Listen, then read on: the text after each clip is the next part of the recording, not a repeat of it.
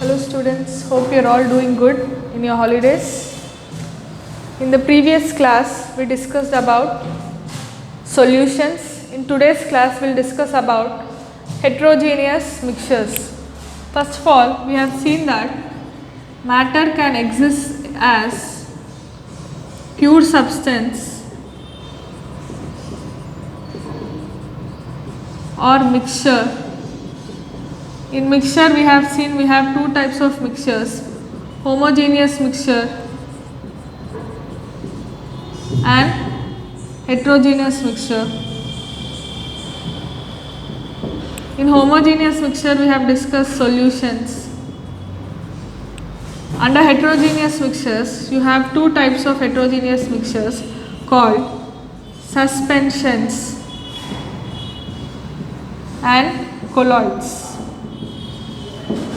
So we will discuss in today's class we will discuss about suspensions and colloids. For this I want you to take two test tubes. In one test tube you take chalk powder. In another test tube you take milk, chalk powder and milk, then add water. Add water and stir it. When you stir it, in case of chalk powder in water, you will see that the size of the chalk particles are visible. Chalk particles are visible. Then, after some time, if you leave it undisturbed, the chalk particles come and settle at the bottom. These kind of mixtures in which the solute particles do not dissolve in the solvent, such type of mixtures are called suspensions.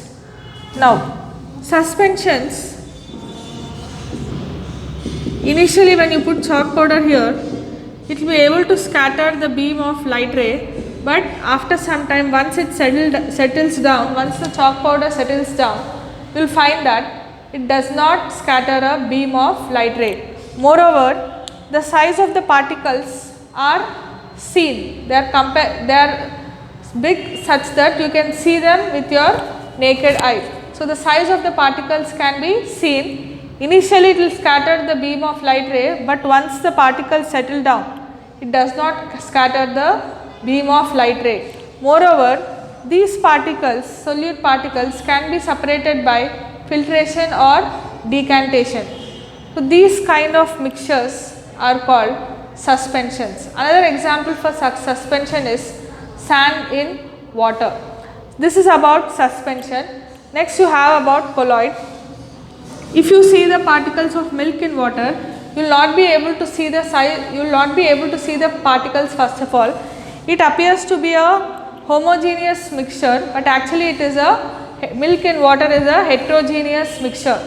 The size of the particles cannot be seen because they are very small. The size of the particle ranges from 1 nanometer to 100 nanometers.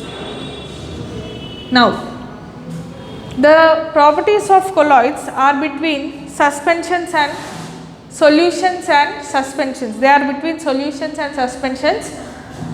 They can scatter a beam of light ray, that is milk in water. It can scatter a beam of light ray. This process is called Tyndall effect. Now, we shall discuss more about Tyndall effect. Before going to that, a colloid is more stable, that is the particles of the milk does not come and settle at the bottom. You cannot see the particles of the milk. Moreover, it will scatter the beam of light ray and the particles do not settle at the bottom if you leave it undisturbed. Moreover, the particles cannot be separated by filtration or decantation, but they can be separated by a technique called centrifugation. That is, they take it in a machine and the machine rotates. As the machine rotates, the lighter particles are separated from the heavier particles. That is what is called as centrifugation. Now, we shall discuss about Tyndall effect.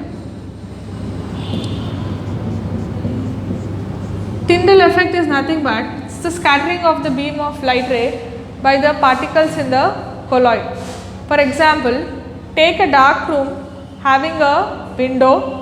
See that there is an opening in the window, and when the sunlight comes in, you can see a that the beam of light ray spreads across the room. So this effect is called Tyndall effect. Now the particles of the colloid solution, it shows Tyndall effect. You can see this effect when you are passing through dense forest. You can see that the moist particles in the air, they scatter the light, and thus you can see the Tyndall effect in a better manner in the forest. Now if you take a colloidal solution, it is also called colloidal dispersion, in which there are two phases. One is dispersed phase,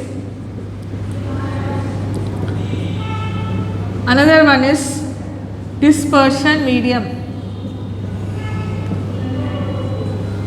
The colloid always has two phases, one is dispersed phase, other one is dispersion medium. Dispersed phase is nothing but whichever is present in lesser quantity and is spread over in the medium, that is called dispersed phase. And dispersion medium is a medium in which the colloidal particles are spread. For example, clouds in air. Clouds contain water, so you can take it as an example of liquid in water. If you take ice cream is also a colloid. Butter, cheese, ice cream, all these are colloids.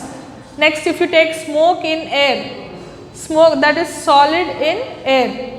So here if you take smoke in air, the dispersed phase is smoke, the dispersion medium is air. So that is about the suspensions and colloids. Now let us discuss in detail about the differences between suspensions and colloids. Let us see the difference.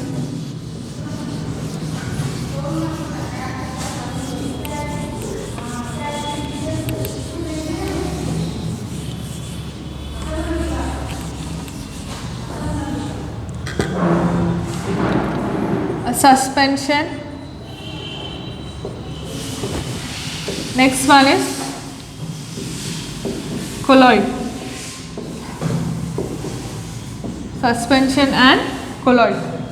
Now, the particles of suspension are not visible to the naked eye. These are visible, sorry. The particles of the suspension are visible to the naked eye. Particles of colloid are not visible to the naked eye. Here the particles can be separated by filtration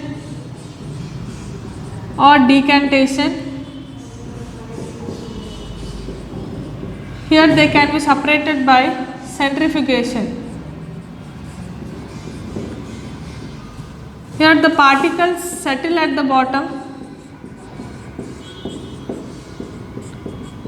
Here the particles do not settle at the bottom.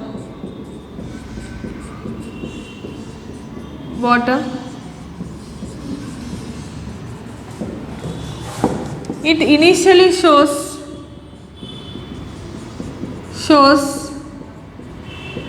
Tyndall effect,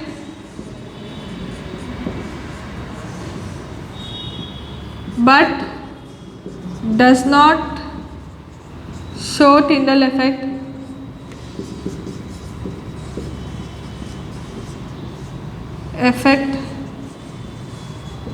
once particles settle down.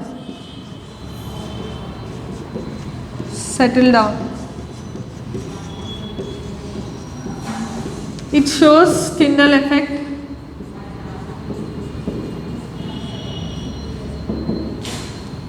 so that is the difference between a suspension and a colloid, right? Particles settle at the bottom, do not settle at the bottom, and we will look out for some more differences.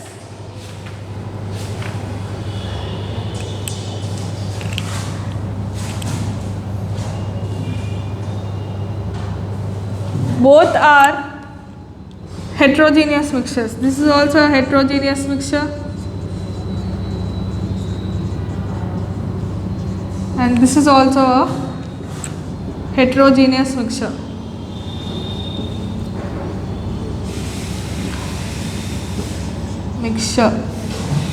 So that's about suspensions and colloids, children.